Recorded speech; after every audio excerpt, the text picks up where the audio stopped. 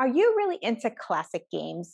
Do you wish you could figure out how to get your young preschooler ready to play games with your older children?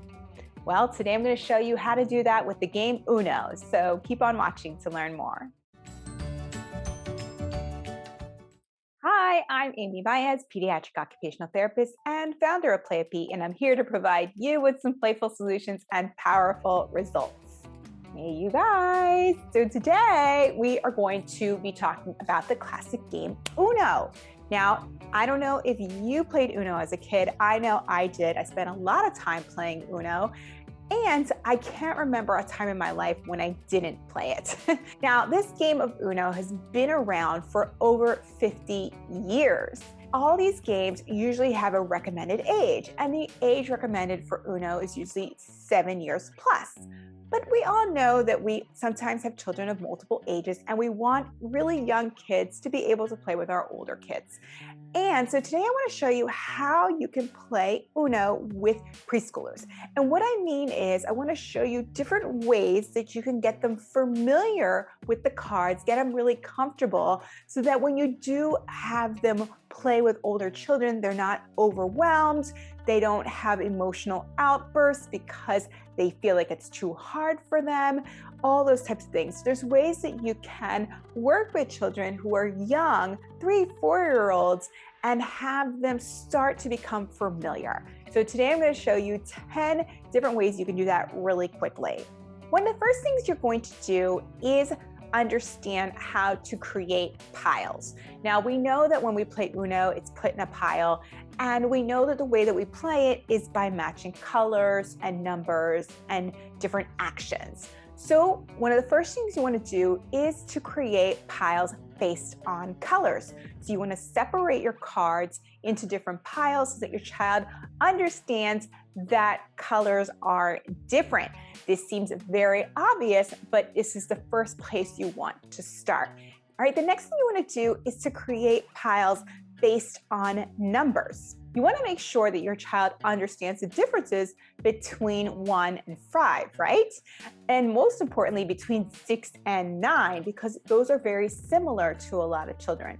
So you want to make sure that they can delineate the different numbers by placing them into number piles. All right, another thing you could do is place these cards in numerical order. Obviously, you want to start with 0, then you could place 1, 2, 3, 4, 5, all the way up, and see if they can do that on their own. The next idea you're going to do is have them deal a certain number of cards to you.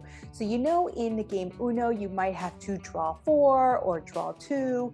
So you want them to have to practice doing that. You give them a number, you flip a card over, maybe it's 5, and then they have to deal 5 cards. Another thing you want to work on is dealing the cards out. So if you're playing 7 cards per person, they can work on giving out 7 cards to the different amount of people who are playing. So if you only have 2 people in front of you, if you're just playing with your child on your own, then you want to have them give 1 card to you and 1 card to themselves until they get to 7. That's a nice way for them to work on the understanding of the same amount of cards per person.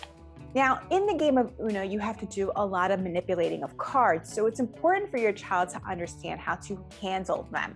So another thing that you could do is just work on stacking and flipping cards into a single pile. It's a nice, easy way for them to get used to that wrist rotation, and flipping over the cards into a pile creates organization. As I mentioned, holding the cards is a big part of playing card games. So what you want to do is have your child start out with holding 1 or 2 cards and then picking up for the pile and adding it to their fan of cards and seeing how many cards that they can add on without them falling over or needing to put them down because they can't handle them anymore. Now, if you just want to get your child used to these particular cards, another thing you could do is work on counting games. So you can have the child flip over a card, say they get the number 5, And then they have to take 5 raisins and put them into a bowl. You can keep playing this back and forth and eat the bowl of raisins or candy or whatever you want to use at the end. It's a nice way for them to work on counting and fine motor skills and also just be really familiar with the cards. I also like to work on fine motor skills. So what I like to do is match the number of paper clips and place them on a card. So again, if you have 5, you're going to take 5 paper clips and put them around the cards. And that is a nice way for them to work on those fine motor skills and counting at the same time. Last but not least, you can have a flipping card race.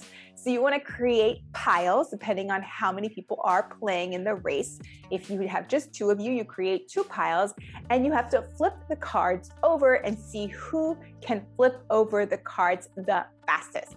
There you have it. Those are at least 10 ways for you to play with Uno cards with preschoolers to get them ready to play Uno with your older kids. I know that some of you have really expressed that you enjoy these types of videos.